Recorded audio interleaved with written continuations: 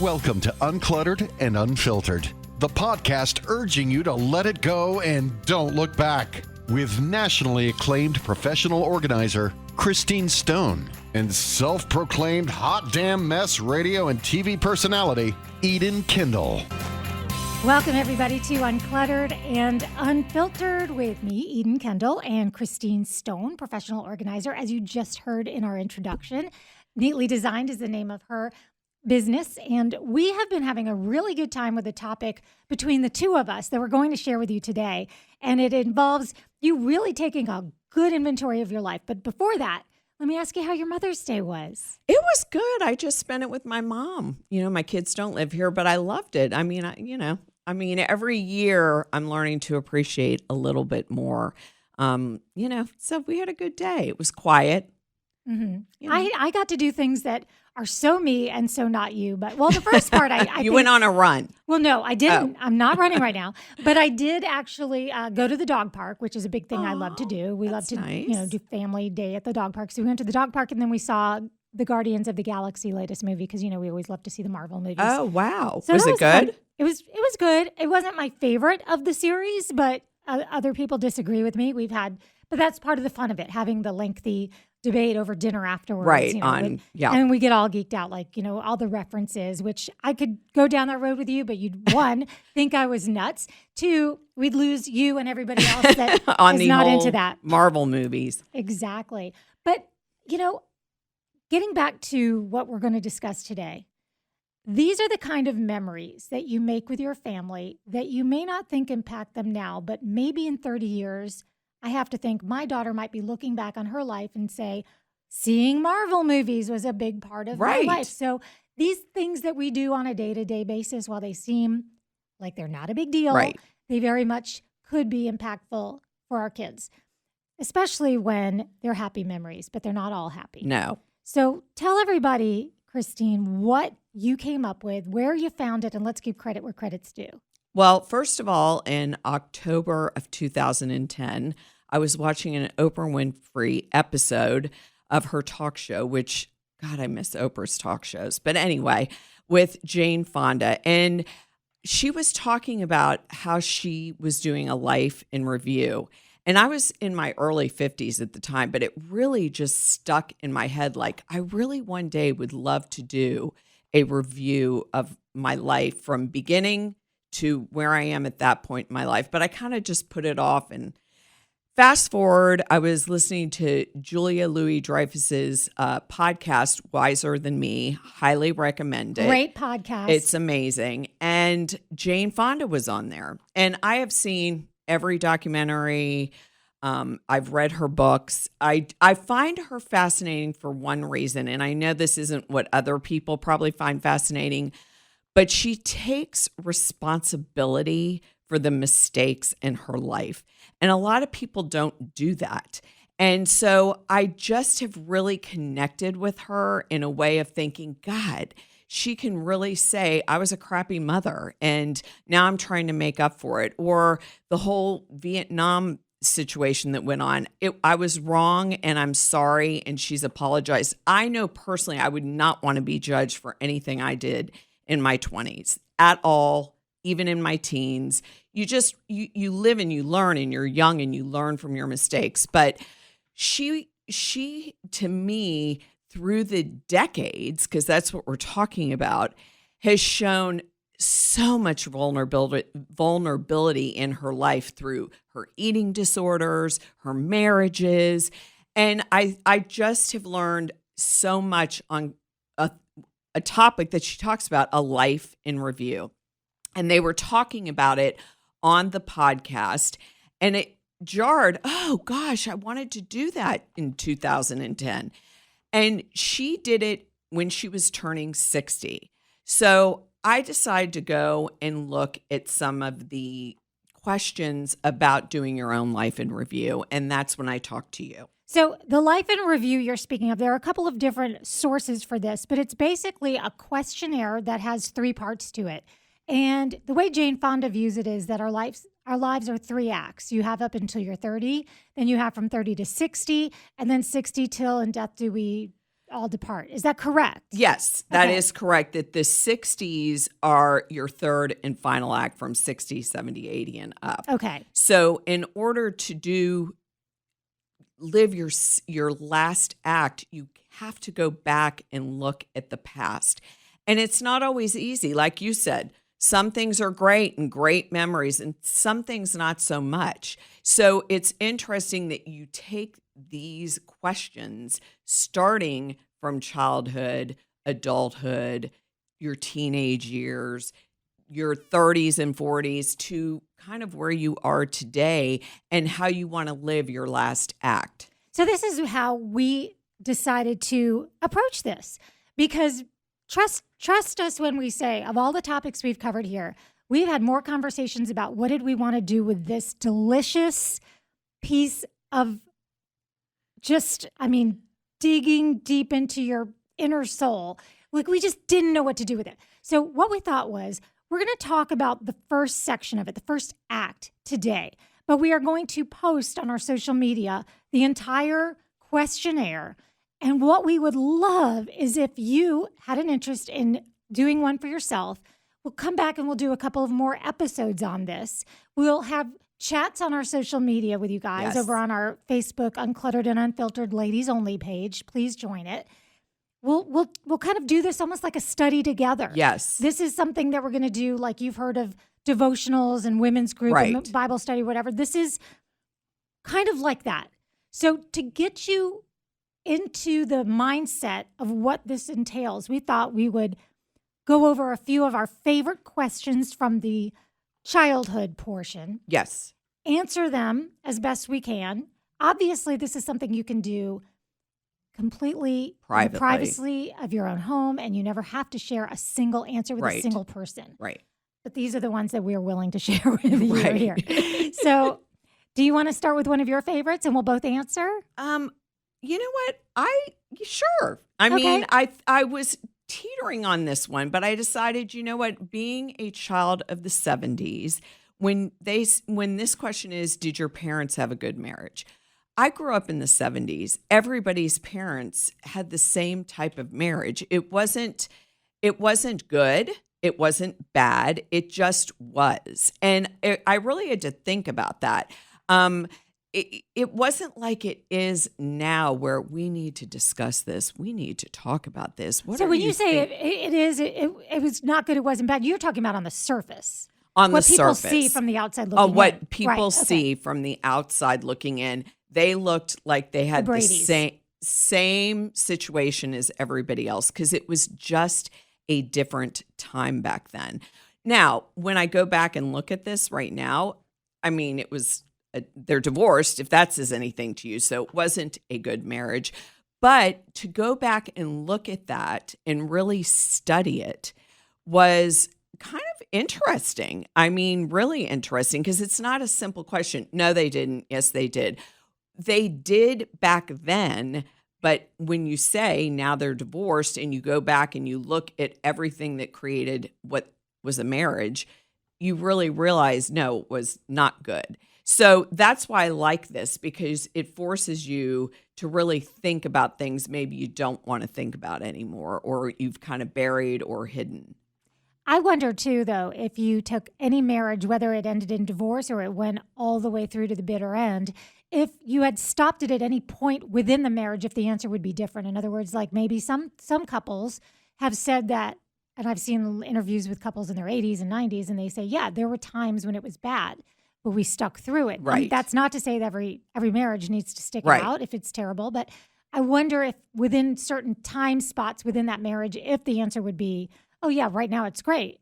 Right now it's pretty rocky. There are just different things that come up, but that is something that would be a great question to ask your mom, or maybe not. Maybe it's more like let's. Well, you know what's funny about their generation? They don't want to talk about anything. You're right. I mean, I've never seen anything like it. They do not want to talk about anything. They just say, that was a long time ago. That was a long time ago. Right. As I was saying it, I was thinking, no, don't bring that up with your mom. I love your mom. We all got a chance to meet your mom. Don't go throwing those questions. She won't talk to us anymore.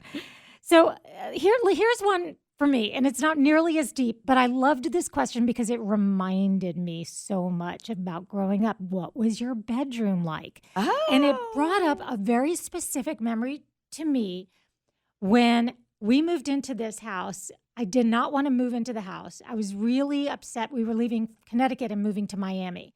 And so I had a bad attitude from the beginning, really young, like 5 or 6 years old. So they said, you can choose your bedroom. Because my sister's so easygoing, and she even said, you choose your bedroom, you little disaster. You just pick. And the bedroom, the reason I wanted this bedroom was it had a door. What do they call these doors that are half? You can open just the half top. Oh, like a barn door, kind of. Well, You like- were just the top Yeah, opens. so like you could almost put on like a puppet show from right. your own room. Oh, yeah, I love that. Yeah. So to me, that was the coolest thing ever. Yeah. So that's my fondest memory of my room. And that was the bone they threw me to move all the way from Connecticut to Miami. But is isn't that funny? That's like, if I asked you what you did last week, you might go, I don't know. I don't know. But you can remember that bedroom and that door like as if you were still there. Yeah. That's what I found fascinating about this. Like, if you asked me stuff I did a long time ago, but some of these questions, like, for instance, what big world events do you remember from the time you were growing up? I mean, literally every single one.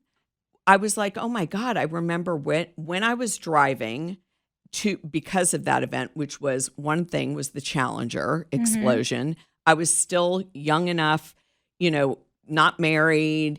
And I can remember exactly where I was, or when John Lennon was shot, or President Reagan had an assassination attempt. I was a freshman in college. Do you know what I mean? Like, there are events you can remember so vividly. There are other little things I remember that were not big, giant stories, but they were news stories at the time. Tell me if you remember this. I have yet to find anyone who does.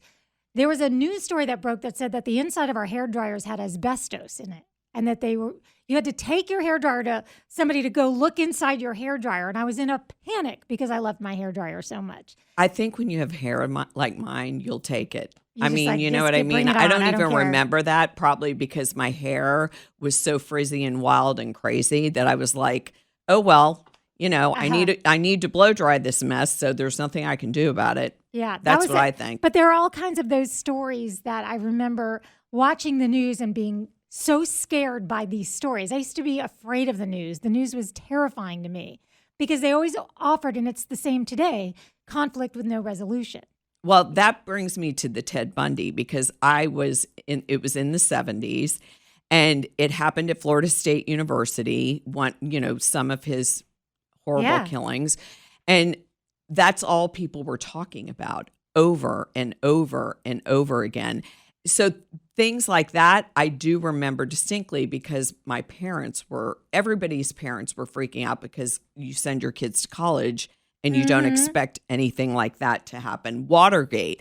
I wasn't really the kid that was into politics at all, but don't you remember? I do. Sitting in front of the big, humongous box TV, like watching Nixon resign, listening to all the Watergate hearings. I mean, you can remember those moments specifically, and it's unbelievable. It's unreal. It's unreal. So, okay. Who was more strict, your mother or your father? And do you have a vivid memory of something you did that you were disciplined for? That would be my father all the way. My mom was not really a disciplinarian at all. Mm-hmm. Were you a pretty obedient kid, though? Very. I am a rule follower. That's the big joke in my family. I mean, I am a rule follower. I don't break rules. One needs to live by rules, or else we're all going to be crazy. So I was very good, but I had 2 brothers. So when you have brothers, you always look like you're really good, no matter what you do. I wasn't perfect, that's for sure. I just never got caught like they did. I'm the opposite. Oh, you really? Yeah, I had some things that I would get in trouble for here and there, and not things I'm so not proud of it. And this is a whole other topic on how much do you share with your kids, right? Because you hate to say like I turned out fine, but I did this, and this. But it was a different time. It was a different time, exactly. But one thing I do remember that I am willing to share is I had, do you remember the little toys called Weebles? Yes. They were like little Weebles oval, wobble, but they don't fall down. Exactly. I was playing with one in the car and I somehow sent it flying up to the front seat, which hazardous, not good, can't throw things into the front seat. And I will never forget my dad pulling over and throwing that thing out the window.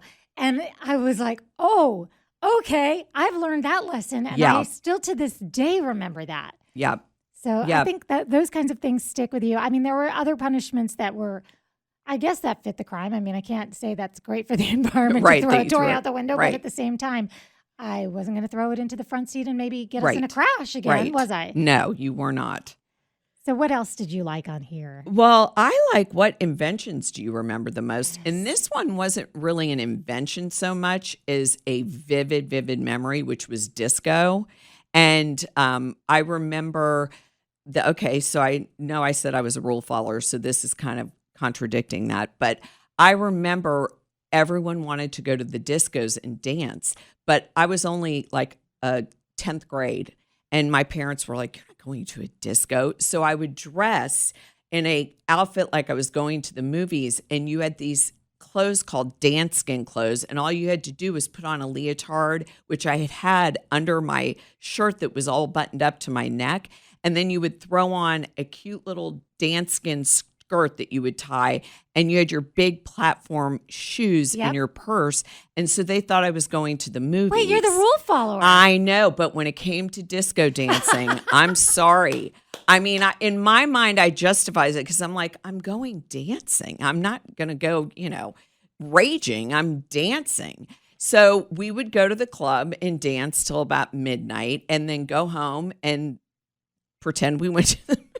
Wait, how old were you then? I was in 10th grade. Oh my gosh. 10th, 11th, both. See, we used to do some, so I really want to one day get into a question on our social media asking like, have you as an adult gone back and told your parents any of the stuff you pulled on Oh God, them? yes. I have. So we used to go to these places in South Florida to see the break dancers. So you can see it was just a little bit of a difference in the time frame. Right. Just those few years between us makes a difference in the cultural really phenomenon. does. It really It does. And so we would go and it'd be like, it wasn't 10th grade, but it was senior year. And we would have fake IDs and we would get into these clubs and it was because we wanted to hang out with the break dancers. Oh my God, that's I think so it's I think it's just all relative I'm disco to, dancing and you're hanging out with break and dancers. and our guys are doing the worm and we're all like, ooh, that's so hot. Also, people don't realize, remote controls, cable TV, MTV. Yep, that was something that I actually brought up to you the other day. We were talking about the inventions and my grandmother had a TV with a remote. She also on this remote had a function that said zoom, and you could zoom in on the picture, and all it did was like make the picture, cut off the edges of the picture, but zoom in on it. Pointless feature, but we couldn't believe that she had this. And I do remember the first microwave I ever saw at a friend's house. Oh, right. Although to me, I'm just going to say they're still really only good for melting butter and popping popcorn. I really haven't figured out, and reheating items. I haven't figured out in all these years what a real microwave can do other than those three things, which is great. Don't get me wrong, but in all these years, it still does the same thing. Well, a microwave is a great invention. Yes. For defrosting too, but also an air fryer was a better invention even than that. Well, right. So, that's what I mean. There's something different every time. Let's see. Do you have anything between where we just left off and summer holidays? Because I think summer holidays lends itself to every teenage movie. You always see these movies about these teens and how they're spending their summers, and there's love and there's camp and there's this and there's that. And for me, summer holidays, a lot of my friends went away to sleepaway camp. And I was so jealous, so very jealous that finally one year I got to go to a 2-week sleepaway Girl Scout camp in the Keys.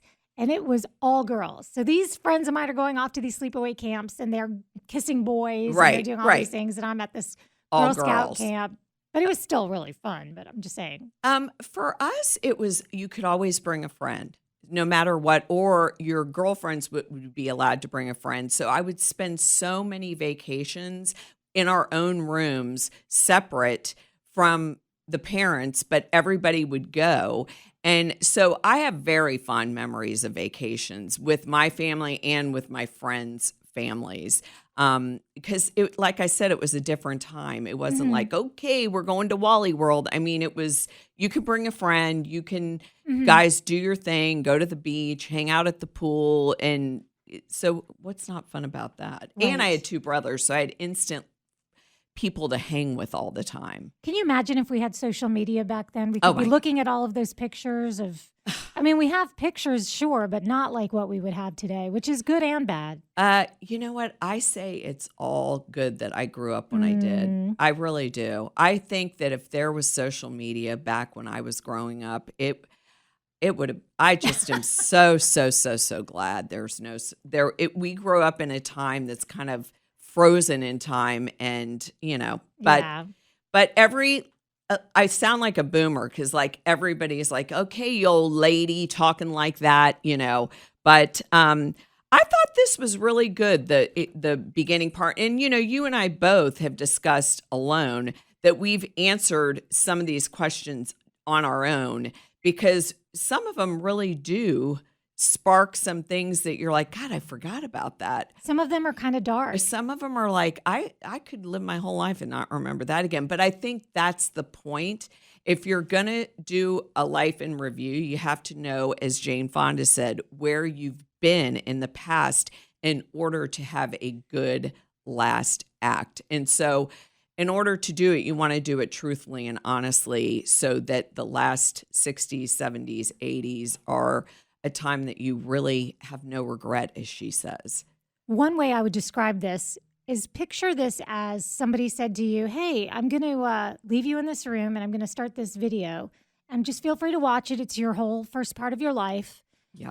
You're not going to have remembered a lot of these things, but it's going to come back to you, and enjoy.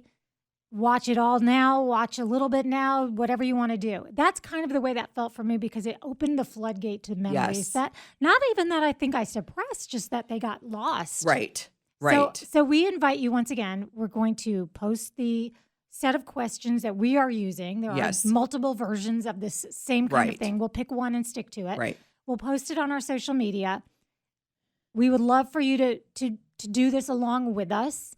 Give us feedback on if it opened a can of worms for you. Obviously, we're not trying to pry into your business, but if there's something that it sparks in you and you want to share, we always love that. Or if you really loved doing this and it really was a positive experience to move forward in life. This isn't about kind of getting stuck in the past.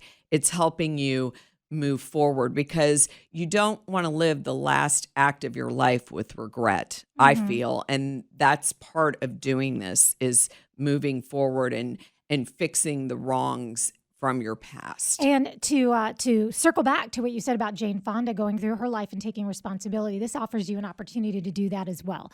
Because you might remember something and say, you know what, I never apologized to so-and-so for that. And while they may have forgotten about it, it could be an opportunity to pick up the phone and call somebody you haven't talked to in a long time. I agree. So, as always, at this point of the show, we always like to ask you to recommend our podcast to a friend, share on social media, reviews, 5 stars, all of those things help us a lot. And we greatly enjoy interacting with you guys on social media. So please follow us on all the socials.